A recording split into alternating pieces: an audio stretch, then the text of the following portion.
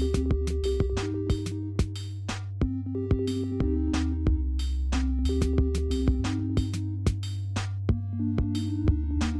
Amy Jordan, and this is Yes, But Why podcast. Yeah.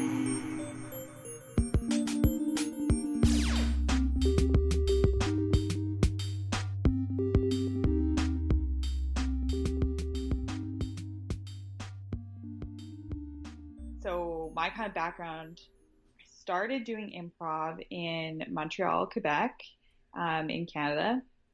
And Montreal is really well known for comedy because, of course, it has Just for Laughs. Just for Laughs festival that happens every summer in July in Montreal. And so as a result, it has like a really great comedy scene, a lot of great stand-up. And then there's this little gem of a theater, Montreal Improv Theater, that got started like 10 years ago, I want to say. And has been it operates in both French and English. So there's an English side to this theater and school and a French side. And it's actually, it's super fascinating, and you should totally talk to someone on this podcast that could actually speak to this. But Quebec improv is totally different than English improv. Like Quebecois improv is it's short formy, and I'm saying short formy because I don't really know how to describe it, but it's been described to me as it has all these really distinct rules, and it operates like a game of hockey, which sounds like the most ridiculous Canadian thing you can think of. That there's an entire improv format style that's completely operates around the rules of hockey. So you can be offside and stuff like that, and there's a referee, but I don't know how it works because it's totally a Quebecois way of doing improv. But the Montreal Improv Theater doesn't do that style in really or French or English. It does a more a kind of more long form style is kind of the focus. And so I started getting into improv there when I was going to school in Montreal, and I often joke that it was the most convenient hobby for me because it was located literally a stone's throw from my apartment, and I went there for a show and they mentioned they were also a school and they had a free drop-in, and I was like, well, this just seems like so much fun. Mm-hmm. And I was like, I'd like to check this out.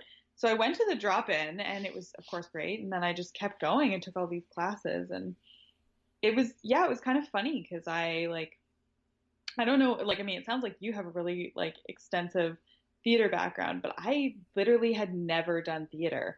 In my high school, it was bizarre. It was such a weird setup. If you took band, you couldn't take theater, or drama, because they happened at the same time. Because, those groups of kids are totally mutually exclusive. You've never known a band kid that's also into theater. It was just bizarre. So I never took theater. I never did anything. I took band. Does that mean you were in the band? I was in the band. I played the oboe. Oh. Oboe, yes. Oboe. Oboe. I was the only oboe player in our entire school district. I had to take lessons because my band teacher didn't know really a lot about playing the oboe, but it was his favorite instrument. Yeah. Good time. It's a beautiful instrument. The sound is gorgeous. If you ever want to listen to a beautiful oboe piece, Gabriel's Oboe from the soundtrack from the movie The Mission. Absolutely gorgeous. Very hauntingly beautiful. But this is an aside. This is the reason, the oboe, the reason I didn't do theater in school. I like the idea of the oboe. I wonder, do you ever play the oboe now? Do you ever use it? Do you do improv musicals where you play the oboe? No, it's so sad. All that time and money and energy into learn the oboe, and I do not play it today because it's such a weirdly finicky instrument that you basically need to learn how to make your own reeds. And I never got to that level. I was starting to when I like quit, but it's really hard to do. So no, I don't even use it in my day to day or in my improv life. But musical improv, oh my God, that is something that is just mind blowing to me. People that are really amazing at musical improv is incredible because I am not. I am not a musical improv. Well, I shouldn't say that. I haven't tried it, but what I find is the key to musical improv is making it musical in the way that you like. Because a lot of people don't do musical improv because they're like, well, I don't want to be in a Broadway musical. Or like, I have no interest in being all like, chickens are great, yo, should buy them right here. Like, it's too weird sometimes to like sing stuff that way. And I had a troupe years ago called Water Park, and number one, we did not have any musical accompanist. Everyone in the troupe except for me played guitar because we live in Austin. Come on. Amazing. And so we just played the guitar. That was our accompaniment, but it was us. So like we're in the scene, and then somebody in the scene would be like, oh yeah, okay, I feel like this is a music time, and we'd pick up the guitar, and then we'd all just sing what sounded like a little folk rock song, right? It was a style that we wanted to sing in. It was like the kind of thing. A few of the people that were in it are now doing music, like are in bands and stuff with guitars, you know? So sometimes I think it's not so much a matter of like, some people will go, oh, I can't do that. And I go, come on. Everyone says that. Everyone said that about improv too, but you can do that now, can't you? So it's really just a matter of like finding the music that like makes you excited to perform it. That is so true. And you know what? As I'm saying that, like, I have not taken a musical improv class because, like you just alluded to, I am, like many people, intimidated by it. But honestly, I grew up in a house with a kindergarten teacher as a mother, which sounds very smarmy-marmy, but, like, she actually is, she's bitingly hilarious, and, like, my improv chops totally come from her. But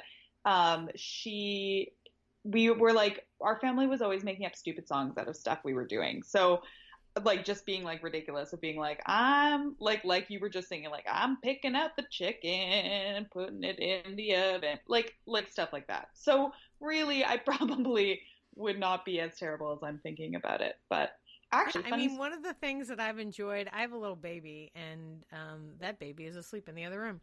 And he's like 18 months. So he's a little over a year and a half. And I sing everything to him. I don't even think about it.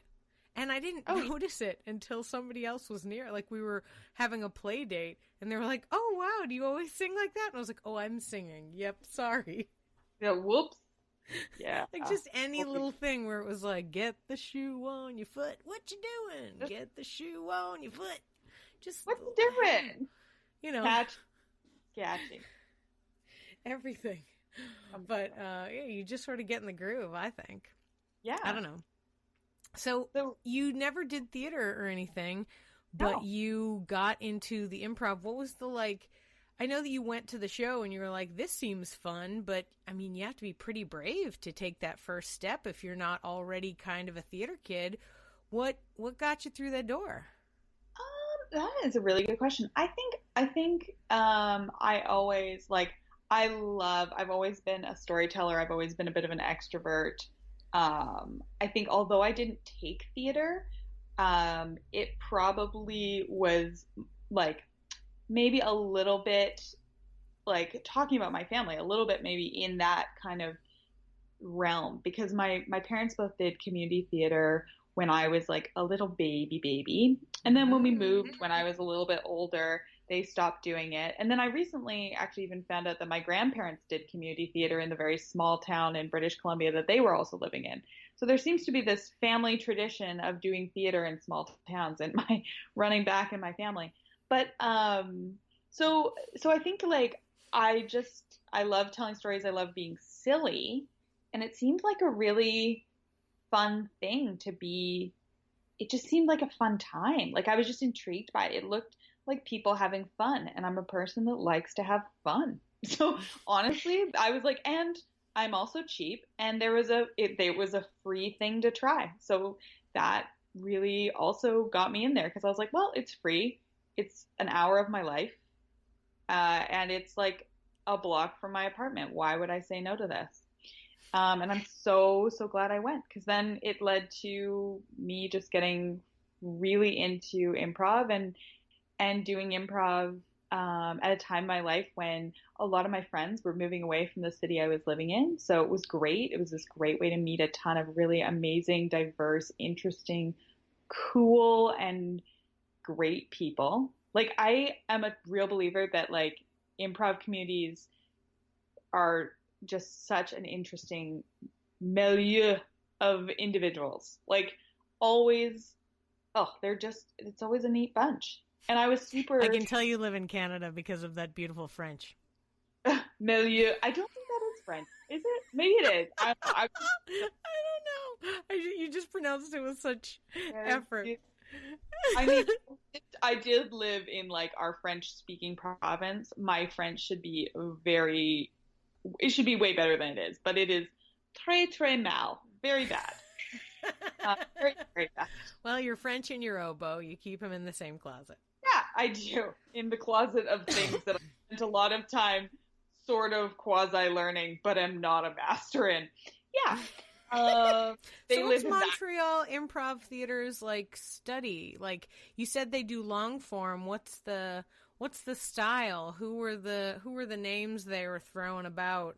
What was the style that you learned in? Yeah, so we learned like very much long form. Honestly, like what were the names of the people they were throwing about? It's almost hard for me to kind of guess or to remember back because that was when I was taking classes, no one was really pointing to like, oh, we're doing it this way like UCB or like, Del Close. There was a bit of there was some people that did Harold that really liked Harold, but it was more like, the goal was kind of to get up to long form storytelling. So you started learning sort of short form theater sportsy games in, sort of level 1, level 2. And then as you moved into sort of level 3, level 4, level 5, it was more working towards, okay, like let's get into doing more scene work and building from that. And it was great. Yeah, I don't know.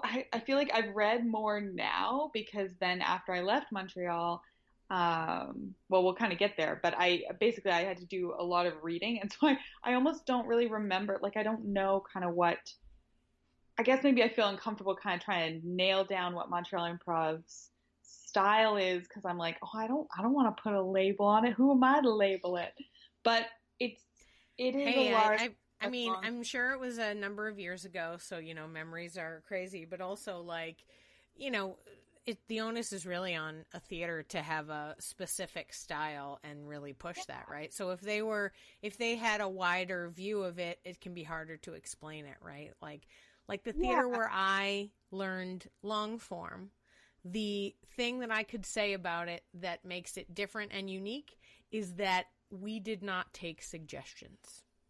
Oh, that is the one thing that is different from the other theaters that I've learned about after. So like when I started, I didn't know what to expect. So I just took the classes and did the things. And then later people were like, what? You doing what? Why are you doing this? Yeah. Yeah. And then there was a lot of discussion about it. That theater doesn't exist anymore either, but I still think the idea of it is interesting, right? But that being said, you said after you took classes here, you got super into it and then read a bunch of books. Two-part question. One, what are the cool books that you love that you like keep going back to? And then two, where did you go next?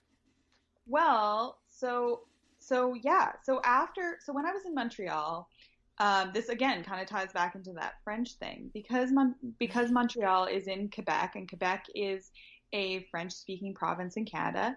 French is the main language and English is secondary. So, especially in Montreal, you can get by with English just fine. But in order to work in Quebec, you really do need to speak French. There's even companies and stuff where their like work is in English. They operationally, like in their office, are speaking in French. So I really couldn't get a job there in my chosen field. And so I was like, well, I'm not going to be able to stay in Montreal forever, even though I freaking love it and would love to stay there for my life. It's a beautiful city and a great place. And I sometimes joke I should work for their like tourism board. I was just recently giving friends some suggestions of places to go to. But anyway, all this to say, you should go there and try to maybe try to push for more English speaking things if you feel like you'd love to live there, but you just couldn't possibly wrap your mind around all the French phrases. Exactly. Well, yeah, this is the tricky thing. So knowing that I couldn't kind of get a job in my field in Montreal, I was applying for jobs elsewhere, and I grew up on the west coast of Canada on Vancouver Island and in British Columbia. And so I was looking out here, wanting to be close to family. And I figured kind of wherever I would land, it would, with my work, I figured it would probably be in a big city, and it would probably be a place where there would be improv, because there's improv in every major city across Canada. And I was like, well, this will, I'll land somewhere. Maybe I'll end up in Vancouver or, and then I got a job in my hometown where I grew up, Nanaimo, British Columbia, which is, some people make fun of me and say it's a small town. And I'm like, it's not small when you consider it's on an island and it's across from Vancouver. And anyway, I'm very like, look at me, I'm being already defensive because I'm like, you probably have a large American audience. And when I say the size of the town, they're going to be like, that's puny, but it feels big. But it's I'm going to be honest with you. The entire American audience glazes over every single thing about Canada. It's not you. Aww, it's not you. It's us. We're terrible. We're terrible. Anyway, it's all the same place. It's like, oh yeah. Yeah. Anyway, I'm so sorry. I got it. So my hometown is Nanaimo, British Columbia, which is on Vancouver Island, and Vancouver Island is across from Vancouver, which many Americans would know of from the 2010 Olympics, hosted the 2010 Winter Games. Anyway, but Nanaimo is only like 90,000 people, which is, it's the second biggest city on Vancouver Island, which is a very big island. What's an American equivalent? It's maybe it's bigger than Long Island, maybe 3 times the size. Anyway, it doesn't matter. My degree was in geography, so like I talk like this. Anyway. Oh yeah, you got a degree in geography? Nice. Yeah, that's where this is all coming from. But anyway, so I got a job in my hometown, much to my surprise, to be moving back there. And Nanaimo, which again, I'll put in a little plug. Nanaimo is a beautiful place. Everyone should come visit. We are known for a Canadian dessert called the Nanaimo bar. It's very delicious. You can look it up on recipes online. It's got a coconut, kind of graham cracker cocoa base, and then it has a custard and icing sugar center, and then a chocolate top, and it's basically like 80% butter, and it's amazing. That's great. Anyway, totally. Is it something you make, or is it like a confection you buy at the store? No, you can make it. Okay. But of course, if you come to Nanaimo, you can also buy it, and it's sold in sure. If you go to, it's sold across Canada in coffee shops. It's a common kind of coffee shoppy kind of dessert. Anyway. This is I appreciate the hot tip for when I go to Canada and I can be all cool and order it. Be like, do you have a Nanaimo bar? They're like, oh, she did her research. She knows. I love the Canadians. I'm just saying my American audience. I can't promise anything. Oh, that's totally fine. I'm terrible. So moving back to Nanaimo. Nanaimo had a really great theater scene. There's a really great local theater scene. And so I thought, oh, well, there's got to be improv hiding in Nanaimo somewhere. I just have to find it. And it was like searching. I felt like I was on a quest. Like I would talk to people and they'd be like, oh, improv. I knew of a guy once who lived here who did improv. And I'd be like, what's his name? And they were like, it would be like John or like Sam. And you'd be like, oh. And you'd be like, well, do they still live here? And they'd be like, I don't know. I think they moved away. And you'd be like, okay. It was just a lot of like kind of getting, or like, you should talk to so-and-so at this theater. And you'd talk to so-and-so and so-and-so would be like, no, like I took an improv class once. And you'd be like, okay, so no. So it was about a year of me kind of like missing Montreal improv theater desperately, and also feeling like, oh my God, am I ever going to like find someone to do improv with again? Plus you're working your geography job this whole time. Of course. Yeah. Mm-hmm. Working that geography degree and, trying to like, moving back to your hometown. That's always kind of weird too. What is your actual job? Well, I work doing like we say First Nations relations. So I think Americans call say Native Americans, but in Canada we call the Indigenous people First Nations, or that's one group of Indigenous people. So I do Indigenous First Nations relations work. So that's what I was doing, and so it was this whole like to me trying to like find people to kind of get to do improv with. And I heard of a group up in a town like an hour north, which is like a third of the size of Nanaimo. And they had got an improv thing going, and just very grassroots. Basically started by a woman who had not really done improv, but she had worked as a bartender at an improv comedy theater. So she had watched she estimated like 500 hours of improv, but never really taken a class. Wow. Yeah, you should improv. I should get you in touch with Robin and you should interview her. But so really interesting. Wow. Okay, sorry. I'm just like, my mind is blown by the idea of watching something and thinking you could do it. Yeah. Like, I love that. Yeah. Yeah. So cool, right? And so when I was up there, I was chatting with them at this workshop that they were putting on, and they were so wonderful and so warm and so helpful. And they were like, you should talk to John. And it was, again, I was like, oh, the quest continues for this random person that I'm going to follow up with and then find out they don't live here anymore. Wait, what's the name of the theater that the gal runs that you took the workshop at? Well, it's not a theater. But it's sort of a community group, and it's called Self Improvement. Very cute. Uh-huh. And they run workshops, weekly workshops out of the like museum in town. The museum, it's great. The museum lets them use their space, and the donations for people dropping into the workshop go to the museum, and it's like this lovely thing, and it's so grassroots and so awesome. It's in Cumberland, British Columbia, which is, like I said, this tiny town, but I always think of it as like the Portland of Vancouver Island in British Columbia. Yeah. It's just a really cool artsy place. Really awesome people, and like So this whole like journey that you have where you like wander around and like some flighty gal tells you about how you got to talk to John, and John's like, yeah, I took a class one time. This reminds me of the Richard Linklater film Slacker, where it's just people walking around, and actually Slacker being like you turned into an improv form as well, but like following around, going from person to person, where they're like leading you to the next like random dude in an alley, or like a guy in a theater who's got some generic story. It's a great movie, is all I'm saying.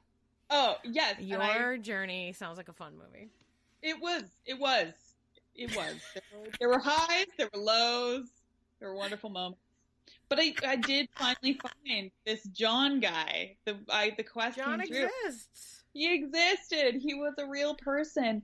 And so him and I was like, great, like, we were sort of like, let's have a drop-in, we can organize like a drop-in jam session for people. But then we sort of realized, like, who's going to drop in to these jam sessions? There's nothing really happening. Like, no one knows how to do improv here, really. So how are we going to have a drop-in? So we ended up meeting, John knew a guy named Dean, and Dean ran a theater production company and had done some improv and was really interested in getting improv going again, like doing more.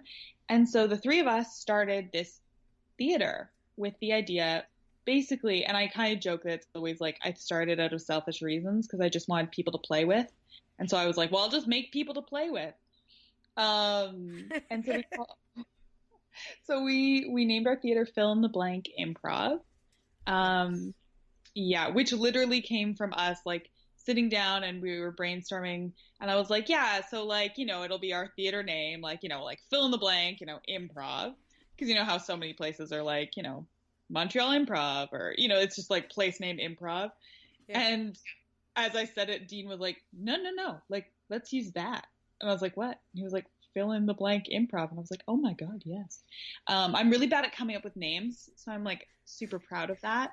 Even though it was accidental, I'm super proud. It's a good one. When you come up with like a team name for an improv like group, I'm always like, I don't know. Like I always feel like every suggestion I have is the lamest. But anyway, there's so many ways to go wrong with improv names. And now improv is so ubiquitous that bad improv names are like their own meme. Like it's just like a thing.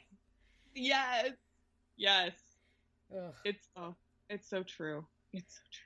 That being said, Fill in the Blank Improv is an excellent name because not only is it funny because it like the story of being like, yeah, we'll figure it out later, and then that's what it is, but also like it kind of helps the audience understand what is going to happen. Yeah, we're going to fill in the blank, guys. We're going to figure it out as we go along. And and I love it. I love it for that. So we started offering classes, and that was when, and this is getting very belatedly to your second question, which was books. That was when I really started reading, because I was like, oh my God, suddenly now I'm going to be teaching classes. And I was like, what am I doing? I do not feel qualified enough for this. And also, thankfully, at the same time, I started reaching out on Facebook, different organizations, and like different Facebook groups. And like a week after I started doing that, I saw this post from this woman named Amy. Oh my God, what is her name? Oh, it's really going to bother me that I can't. Oh, I should look it up. But she was starting an online course into called how to start a thriving improv school. And I was like, are you kidding? Like, this fell from the freaking heavens. And it was excellent. It was so great and really helped me kind of organize my thinking. And so then I started, I was like, well, if I'm teaching this, I gotta be coming up like with curriculum. And I think also having moved to a new place, it was like this fun new project to throw myself into. And I just dove right in. And I was chatting with a friend of mine he also from Montreal Improv, who now lives down in LA, and he had taken some UCB classes, and he was like, oh, the UCB handbook is just excellent. It's really, really quality. But being up in Canada, they don't sell it up here. So I had to, they don't even ship it here. So I had to, I know, talk to people at UCB and get that changed. I don't know. Look at me. I'm like, I assume you have that. Like, you can ship anything anywhere. No, but you can't. Not through their website. And they only sell it through their website. And I looked on eBay and it was like $125 or something. I was like, I'm sorry, but no, not paying that. So thankfully I have a very dear friend who, her family, she grew up in, outside of Boston. And so I was like, Hannah, can I ship this UCB improv book to your house, and then you can pick it up when you're down visiting your family for Thanksgiving, and then you can bring it up to your home in Toronto, and then you can ship it across the country to me on the West Coast, and I'll pay the shipping. And she was like, yeah, sure. So bless my dear friend.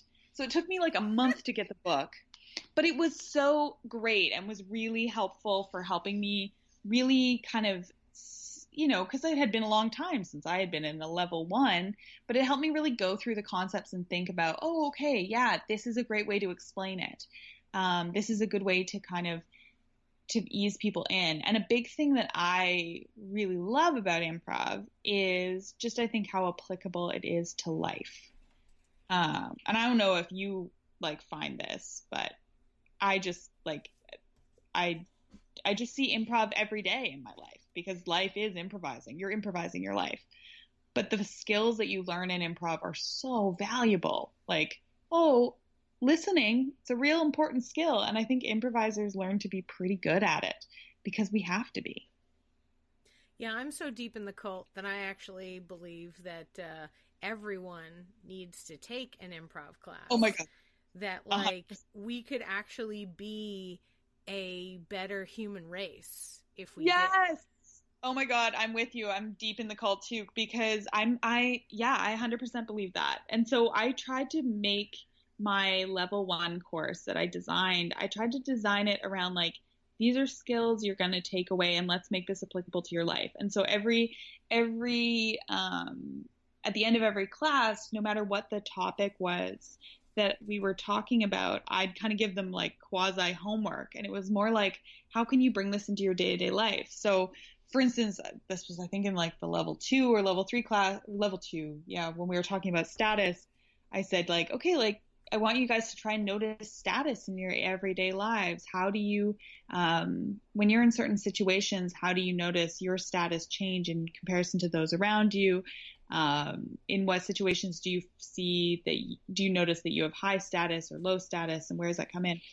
And a woman who was taking my class, this was the wonders of improv. She came up to me after the course ended, and she was like, I just have to tell you, the status class just changed my life. And I was like, oh, that's so great. And she was like, no, seriously, I quit my job. We're moving. And she had a 3-year-old and a husband. And I was like, oh my God. And she was like, no, it's really good. And she had realized that in her working life, she just wasn't being treated with really any respect. And she felt very small in relation to the people she was working with. And she was very unhappy as a result. And it was just this amazing moment. And I was like, oh, the power of improv. And yeah, it was great. I also really think it can help you get through those times. So she made a huge change, and you think about all the fallout of that, so much work she has to do to create her new self or move to the new place, all that stuff. But the abilities, the things that you learn when you do improv allow you the flexibility to do that. Allow you to accept what happens no matter what. It's helped me deal with just general adulting so much. Right now in my life, I'm a stay-at-home mom, which I don't even understand how to describe to you what I do. And yet at the same time, I feel like I'm overwhelmingly busy. And yet, what am I doing? I don't know what's happening. But the difference in lifestyle, and also just being able to go with the flow when I'm I don't know what I'm supposed to do here.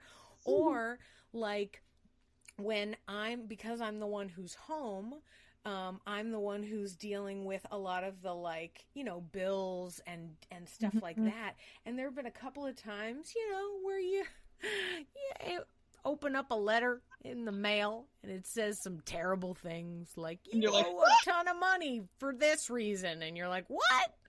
And that's me who has to open those letters and deal with that situation. And just the fact that I've worked on the idea of flexibility, that I've like really pushed myself to the idea of like, just let it happen. Don't fight it. Don't, if somebody throws something at you and you don't like it, it's not for you to judge. You are there to be in that thing. And it's like real life. Like, I can't just send that letter back and go, oh, no, thank you. Like, no, you are now dealing with this. So let's deal with it. Are you going to deal with it in a good way? Are you going to deal with it in a bad way? Doesn't matter. The scene still plays out. But, Well, and it's, I see it every day in my life.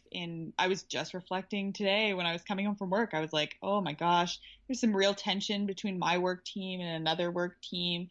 And there's just, the communication has broken down. And there's not a lot of yes and, but there's certainly a lot of no buts. And I'm just like, oh guys, like we just need to be, it's coming back to that. If only I could force them all to take an improv class. What better things we would be, what better team, how we would interact so much better. But I don't know about Canadian culture, but I really feel like there is a lot to be said about people being at odds with one another. Like, especially right now here in the US, like there's a lot of butting heads. There's a lot of like, I am looking out for number one and don't mess with me.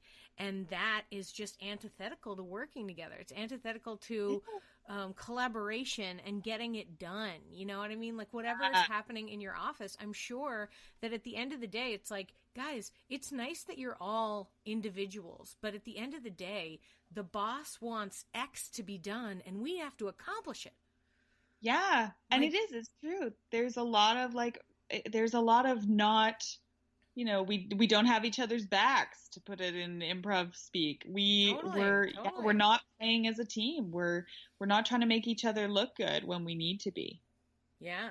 I mean, legit, I wish that I could get my husband to take an improv class, but he never would. And also, I don't know if it would break through. But, He's kind of a stiff kind of guy, So funny you should say that, because circling back to my mom and then teaching improv. So when I moved back to Nanaimo, to my hometown, my parents still live there. And as I said kind of earlier, like, I feel like although I never took theater, I just grew up in a house where there was a lot of theatrics and storytelling and being silly. And that is hugely, I could totally attribute that to my mom. And so when I started teaching classes, my mom was like, well, I want to support you. I want to sign up. And I was so excited because I was like, I just knew she'd be so good at it. Like, I was like, she's going to kick butt. Like, she's going to be so funny. And I was right. Like, she is really, really good. And I love it because her really good friend, Twyla, also took the class. And I just knew, like, I was like, yes, because they riff together and joke around. And I was like, they're gonna be a good pair. And they are. And I'm like, oh, this is so great. And do they perform? Well, so Fill in the Blank is it's still in its baby days. Like, it's had about a year. Okay. And so the performing, we had one show for our level 3 graduation show, which my mom and Twyla did perform in because they were graduating from level 3 and they did a great job.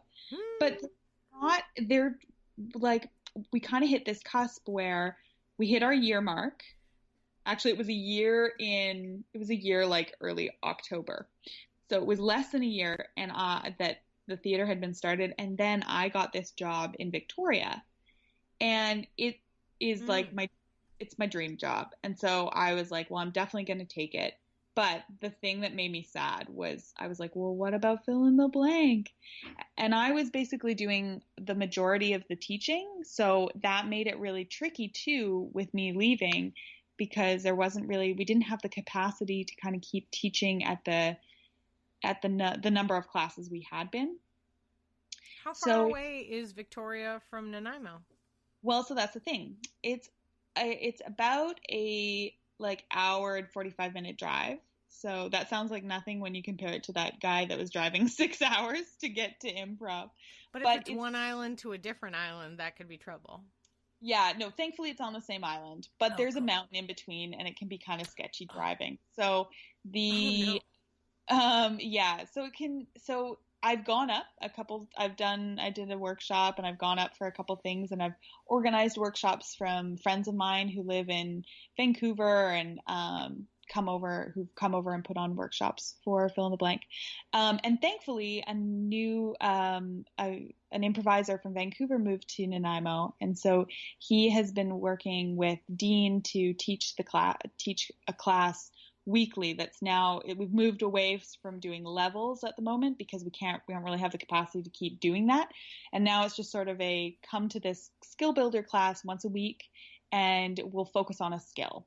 So now everyone's kind of jumbled in together, which I think is great because it's a great way for the community to kind of get to know each other and build. And it's obviously a small community, although there's like, I think when I left, we had taught 70 or 80 students. That's great. And which is, great. So there's it's good. And it's what I'm really relieved by is that it's continuing along. Cause when I got the job, I was like, oh no, what will happen? Like we've started to build up this community and what's going to happen? Like, I don't want to let people down. They've really come to love this art form and it'd be so terrible to leave and for it to fall apart, but it hasn't, which is great. And such a relief to me because it would make me so sad, if it just like dissolved, but it's continuing. It's like, it's not easy. And I think it was definitely hard for the students to hear that we were kind of moving away from the levels to this different system, but they've all been really great. And I think it speaks to that love of the fun and the silliness of the art form that they roll and the flexibility that comes with doing improv that they rolled with it. So. Well, is the guy that came in from Vancouver, does he have a similar education that you do? I mean, like, did he come from a long form background and everything? Yeah, he does. So that's great. So that helps certainly. And he's taught improv before. And so it really, really does help. And yeah, so it's going along, which is good. And feels like a bit of a relief. And then I was here and I was like, okay, well, fill in the blanks going well in Nanaimo, but like, now what for me? Victoria has does have a really great improv theater. But I was kind of nervous because I was like, I had really fallen in love with teaching. Like teaching became so rewarding and so much fun. And I was like, the high I get off of teaching a class is the same high that I get off of doing a great show. It's so fantastic. Yeah, I love teaching. Oh, isn't it the best? It really is. Yeah, just it's so much fun to introduce people and to like, kind of like, you can see that they're scared and you're like, no, like you got this. You got this. Yeah. You're great. And it's so Plus much you're teaching them kindness, which is so nice. It's so nice to have that message and to like see the walls come down and to like help people make friends with each other. It's tough to make adult friends. It is. And it's so magical to see those, like, when people, that little sparkle they get when they've just like done something really great and when they're getting it and they're having fun and they're being silly. I love it. I love it so much. So I was really hoping I could get into doing teaching here, but there's an established theater and I didn't want to step on any toes and you don't want to ruffle feathers. But thankfully Dave Morris, who runs the Paper Street Theater here in Victoria, has just been so welcoming and great. And he's invited me to TA some of one of the classes that they teach, and we'll kind of see where things go from there. So it was one of those moments where I was like, oh, right. Why was I scared? Of course, the new improv community and the community I'm moving to would be open and accepting because that's what improv is. So it was this moment where I was like, why was I ever worried? Like, this is what is. I know a lot of people that have moved to other towns, and sometimes they make you start again. I've thought about that. I've thought about, I mean, even like, it's not, even in Austin, like I said, there's a bunch of theaters, but they're all different in their ways, so they still make you start again. Like, I've finished all the classes at one of the theaters, but if I wanted to take another class or if I wanted to do a show at one of the other theaters, I got to do their program too. And I've always felt like that it's an important thing to go back to level one and do it again. And people get real snotty about it, but I'm like, you know, once you've done improv for a long time, you're so far away from the basics. You need that refresher. Plus, like, be like open to the fact that this is a new group of people that came up with a new syllabus and they have a style that they want to put in front of you in a certain way. They developed it. Let them develop it. Like, you're not going to be like, oh, you know what? I've seen movies before. Could I start in the second act? Like, no. Yeah. Like, no, that's not how it works. Yeah. It's a creative thing. I completely agree. And like, I'm actually taking a class with Paper Street right now, and I'm really enjoying it because, like you said, it's also a great way to get to know the theater and the theater's style. And I agree, that kind of snottiness of like, oh, I don't want to go back to level one. Like, and I'm not saying you are like that. I'm just saying there's a lot of people in Austin that are. No, and I've come across that in Montreal, and I've come across that, like, I totally agree. I think that's not, that's 100% a valid, like, observation, because I think it does happen. And I agree that, like, it's valuable to go back to the beginning. You always learn stuff in improv. About yourself, about the art form, about different ways of doing stuff. Like, you put me in any class and I'm gonna like come out of it with more than I went in with. It's not like, I don't know, it's not like we're learning math. Like, once you know 1 + 1 = 2, you don't need to go back and learn that again. You know, it builds on it. Don't forget the like number one reason why we all got involved in it in the first place: to make friends. You're like, I'm going to take this class because I'd like to make friends. I'd like to be like, hey, other people, let's have an experience together. Yeah. Like, you know, it's better than going to a bar every night, you know, or, you know, I'm going to become a regular at this library. Like, no, okay. Luck meeting people. Sure. Yeah. And like, as someone who's new to the city, like, in that first class that I took at Paper Street, the very first day, at the end of it, I'd already had a great conversation with a guy in a class who, he told me about a canoe and kayaking club, and I've really been wanting to get more into kayaking. And then I was chatting with another guy, and he like put me in contact with someone who I can do like worm composting with, and I was like, this is fantastic. Like, this is great. So yeah, it's been really lovely. And also, talking about different styles, you may want to interview Dave Morris at some point, because the Paper Street Theater has a really interesting model that I've never seen anywhere else, and I don't think Dave is aware of it anywhere else. But it runs shows like a theater. So you can get a season's pass, and they have a season of shows, and so they announce, like, you know, at the beginning of each season what the shows are going to be for that season. And they're long form narrative, and they're based around a theme. So they do, like, for instance, they're doing a Wes Anderson themed improv show, and they do a Jane Austen themed one where they dress up and they do it on the veranda of a heritage home in downtown.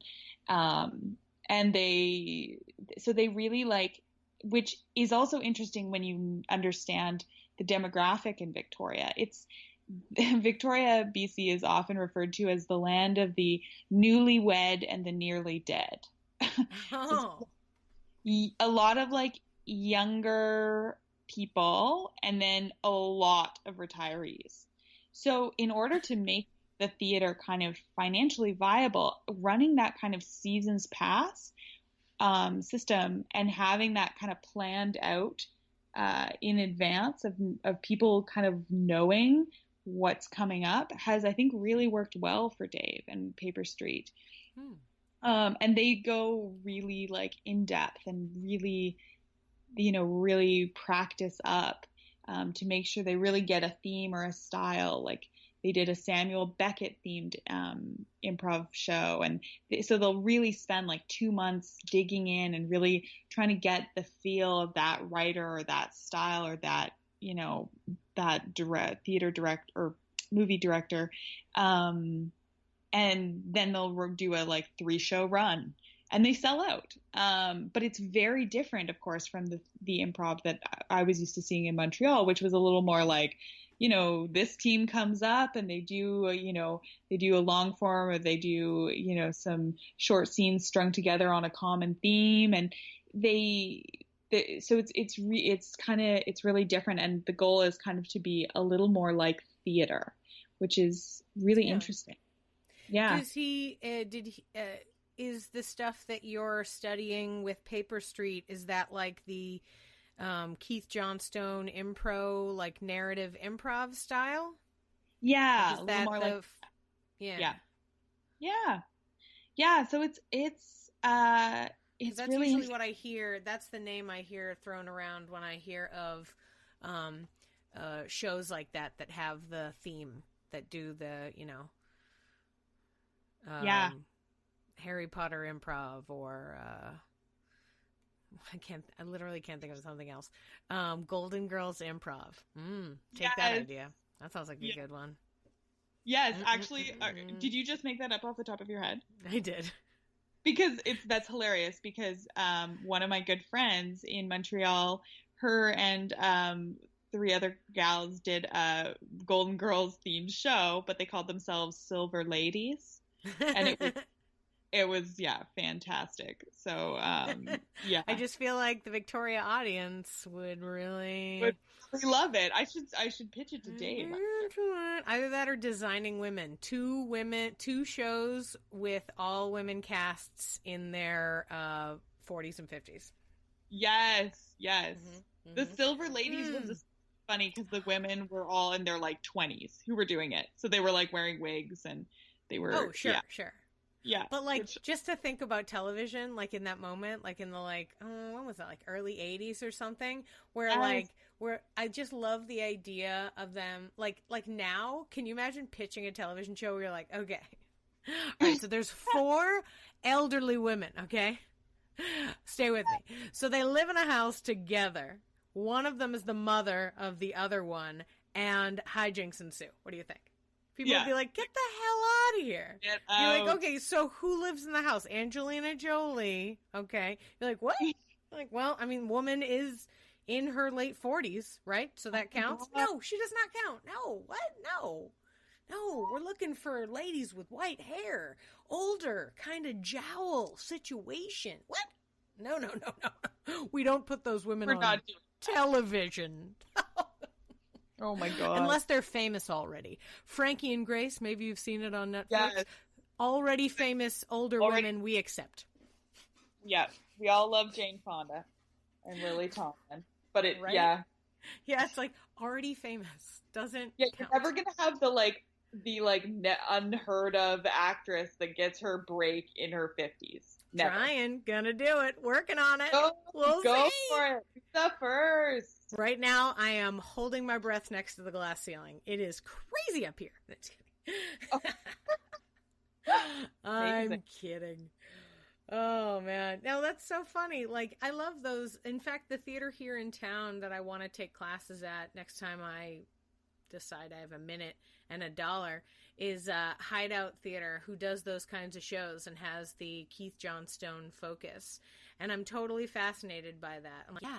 Because I love the higher production value, and I love the like work you can put into it, like, studying a director and watching stuff and really getting into the vibe of it. Like, they're doing all sorts of stuff now. They're like, right now, what's the one? Immigrant the Musical. Oh my God, amazing. It's an musical improv, right? But it's all it's an Armando, where people who are immigrants tell stories about their lives as immigrants. And then the improv troupe does a musical improv show based on the story. Also, like, how wouldn't that make Victoria Spolin just happy? Right? To know, yeah, right? Anyway. I think so. I definitely think so. You You know that Alan Alda, who was like hanging out with her back in the day, is still teaching improv to this day. Really? That we should all teach improv until we are dead and gone, just like him and I guess half the teachers that we've heard of, to be honest. But yeah, Alan Alda teaches improv to scientists in upstate New York. He works at a college and teaches scientists how to communicate better so that, like, when they are stuck in a lab solving problems, they can then communicate what problem they solved and get companies to, you know, fund their drug or the research or whatever. And I was like, oh, yeah, that is a utilitarian and amazing way to use improv. Okay, Amy, this is so weird that you're saying this, because literally yesterday I picked up from the library Alan Alda's book on, like, communication and improv. Yes. But I didn't realize he was still teaching. But literally I was like, oh, maybe after the interview tonight I'll, like, crack that open. That'll be a nice thing. This is so weird. Oh, it's so good. You're going to love it. Oh, I can't wait. Also, speaking of improv books that we love, Improv Wisdom, which, when you talk about, like, bringing improv into your, like, daily life and really, like, how does this work into my life? Improv Wisdom by, I'm just looking it up, Patricia Ryan Madsen. That book it's just so lovely. It's like a short, easy read, and it's just like a lovely improv philosophy book of, like, improv in your life, and it's great. I loved it. Yeah. It makes me happy to read it. Did it help you? Were there other books other than the UCB manual that you used to study before you started teaching? Honestly, the UCB, my old notes from Montreal Improv, which I was, like, cursing myself for having not taken more of. And I bought the book, The Complete Improviser, and honestly, I've not really cracked it. I've sort of muddled through it a little. I've flipped through it, but been a little unhappy with it.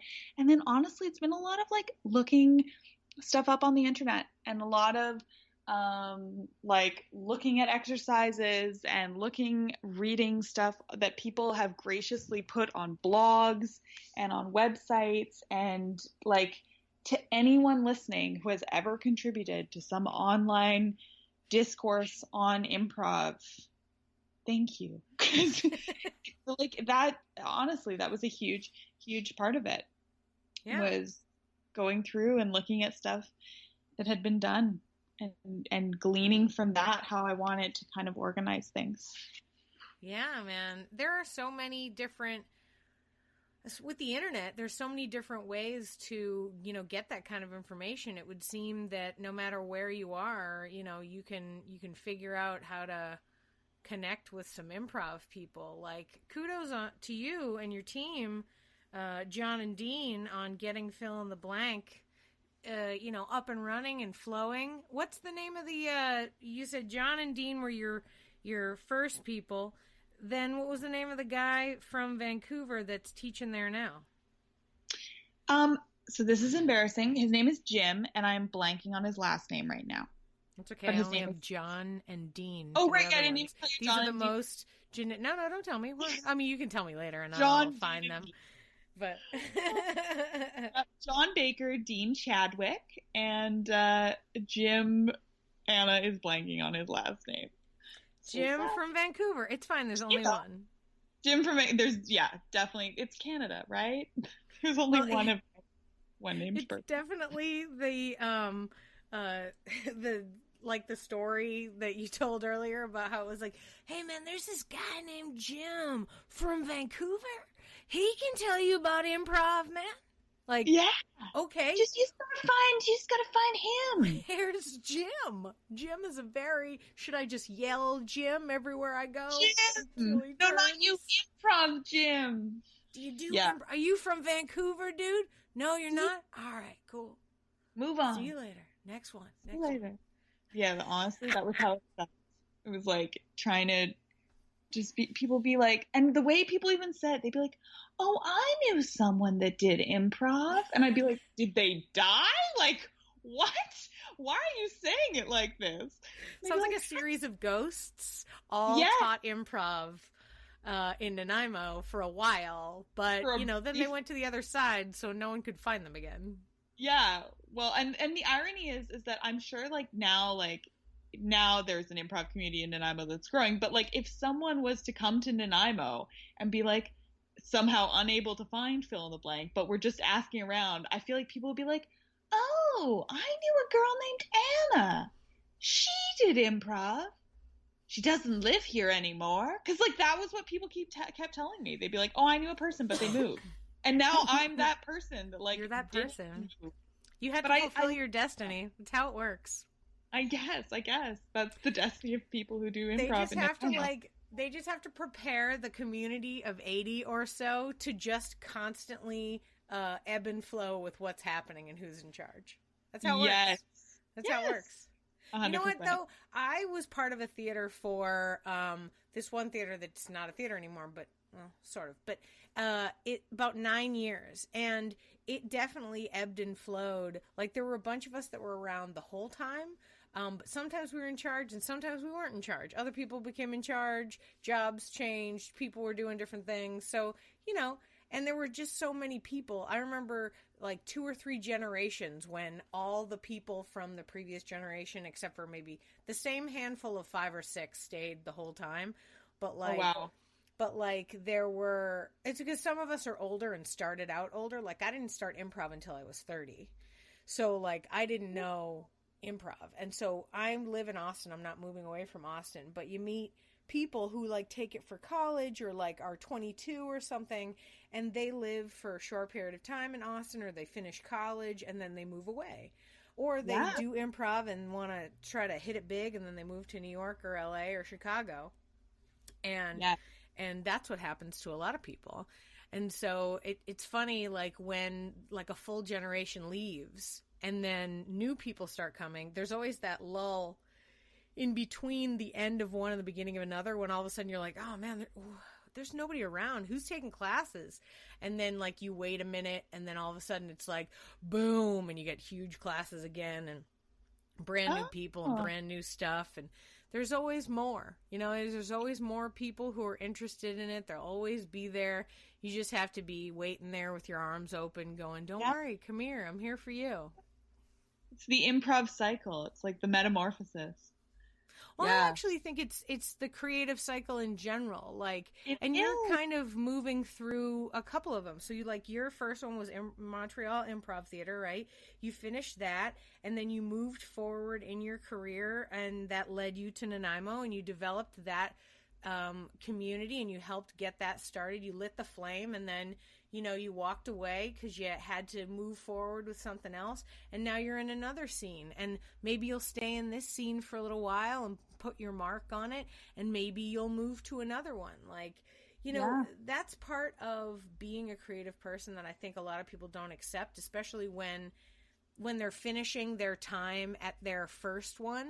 Like when they finish going through all the classes at the first theater they ever take, and then they're like, oh God, what do I do now? And it's like, well, you either stick around here and continue in this community, or you move forward and you develop something and you use it in a different way. And you can either teach or, produce or develop something else, or find a way that what you were taught in improv leads to something else that you do, because lots of people, everyone's got different jobs and stuff. So it's like, I've known people that took took 5 levels, were in class for a year, and then just went back, like never performed once, but went back to their job as like a travel blogger, and were better for it. Like now their travel blog is a hit. It's like, wow, okay, great. Do it up. Yeah. I think that's a really good point. Like it is that creative process, and it's hard to, I think we live in, I think, a bit of a world that is linear, where it's like you do X, then you do Y, then you do Z, and then you get to the end of Z, and you're like, well, now what? And I think it can be hard to be like, sorry. Oh, Z, right? You guys say Z? No. I said. I think that's everything after adulthood. Oh, after you finish X, you finish Y, you finish Z, and then you're like, and now you're an adult. Good luck. And you're like, wait, what? Wait, what? What? I gotta take care of everything. Yeah. So. Yeah, no kidding. But it's just like, I think that, yeah, being comfortable with that it's a cycle, like moving on to new things, trying new things, being comfortable with, again, this is a skill you learn in improv, being comfortable with being uncomfortable, is a wonderful thing. And thank you. It's a good reminder too, at this point, that like, I'm at a new point in the cycle, as they say. Yeah. Mm-hmm. I feel like for me, cause I'm in between too, like I was teaching a lot, I was doing a lot of things, and now I teach occasionally. I teach mostly corporate workshops, and I don't perform hardly as much as I used to, just because my time is taken up. Like, I cannot leave my house. There's a baby sleeping in it. You know what I mean? Like, I gotta take care of that guy. And so I'm sort of like, here's a weird metaphor. It's like I finished the last sponge, and it was full and dirty, and it was done, and I couldn't use it anymore. And I was like, okay, I really got to throw this one out and buy a new one.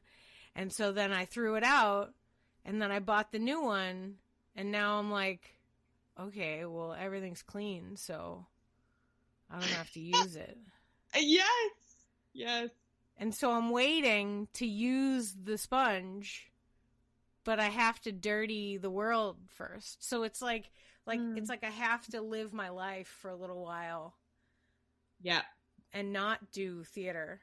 And then I'll get back into it. And that's the other beauty thing of, like, I live in Austin. Like, I'm not leaving Austin. I'm married. I have a baby. I'm living in a house. This is my house. This is my life now. And the beauty of Austin being that it'll wait. And I had a friend who is an older improviser in town say that to me. He goes, don't worry about it. It'll be here. He's like, just do your thing. And then when you're ready, sign up for a class somewhere, and they'll be happy to have you. And that is a wonderful thing to remember, and wonderful to be in a space where that's the case. Because, like, I mean, in Nanaimo, it wasn't for me. But what I loved when I moved to Victoria is that was possible. Like, I was like, oh, it's here. I don't have to start it from scratch. Yeah.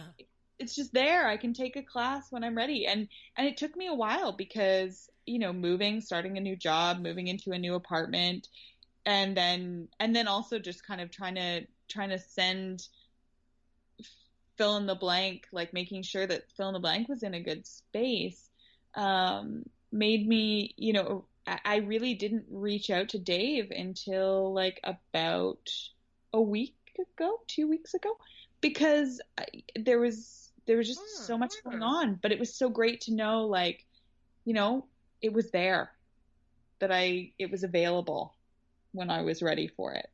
Yeah.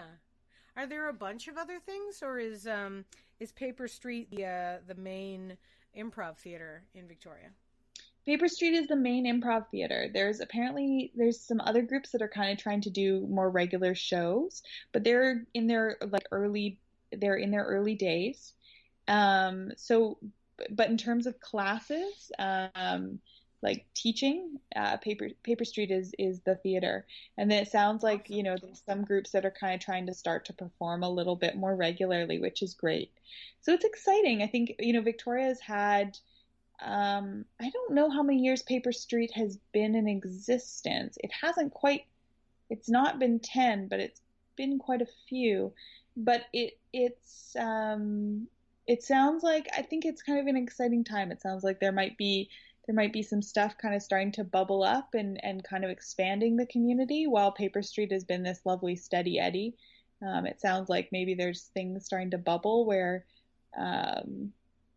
where, yeah, things are kind of starting to blossom off of the awesome work that Paper Street has been doing for so many years. So, yeah, I think it's an exciting time, and it's nice. It's exciting. You're there now. Yeah, I'm excited to be here.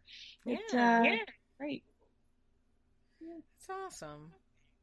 I'm glad you found a place. Like, I'm glad there's somewhere that you can, you have a creative outlet. You've got a solid, your dream job, in the office, and you settled into that, and now you've got your creative outlet. And I'm so glad that you're able to get involved and be part of it, and, make that community better for your experience and passion. Yeah. Thank you. I'm really glad too. It's pretty great. It's pretty great. Life is good. Life is pretty good. That's awesome. Yeah. Well, thank you so much for taking the time to talk to me and sharing your experience. I think this went really well. Me too. No, thank you so much, Amy. This was so lovely to chat, and it's also just so nice because kind of taking this time to reflect on the many cycles I've cycled through and how that kind of journey has progressed has been really nice. It's nice to sort of have that time to reflect. I think sometimes we don't always get that, and it's really nice.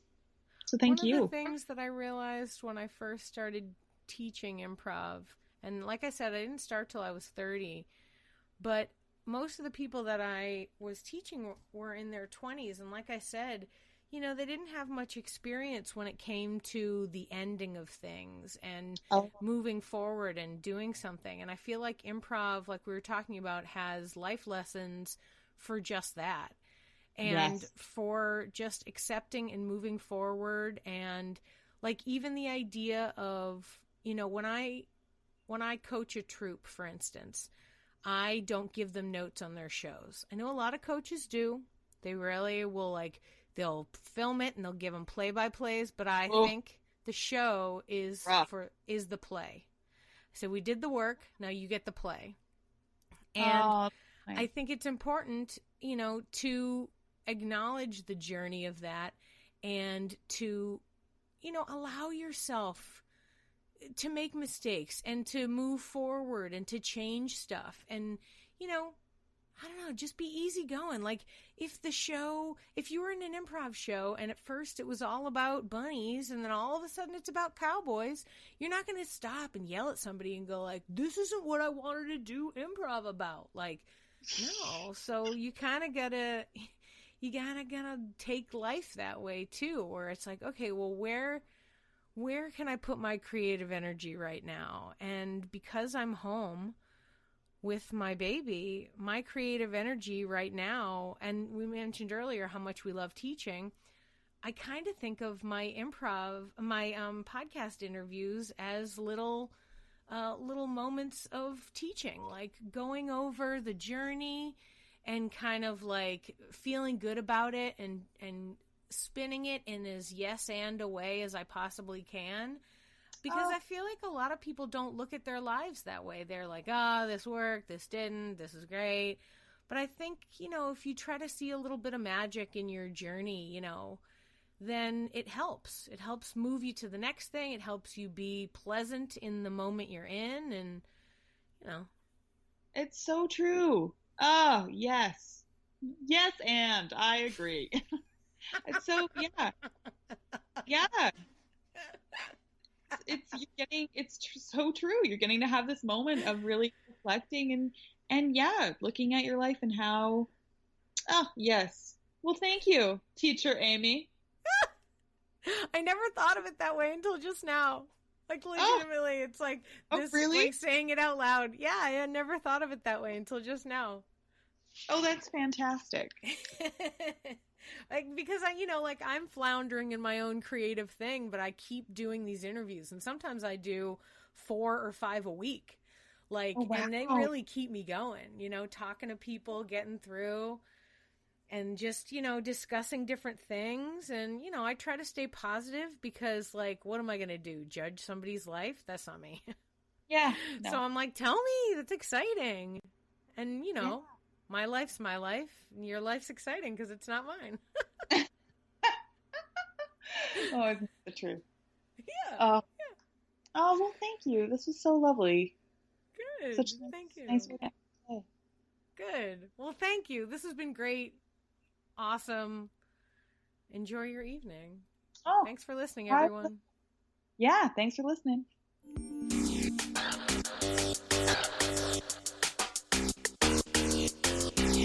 Thanks for listening to Yes But Why Podcast. Check out all our episodes on yesbutwhypodcast.com or check out all the content on our network, HC Universal, at hcuniversalnetwork.com.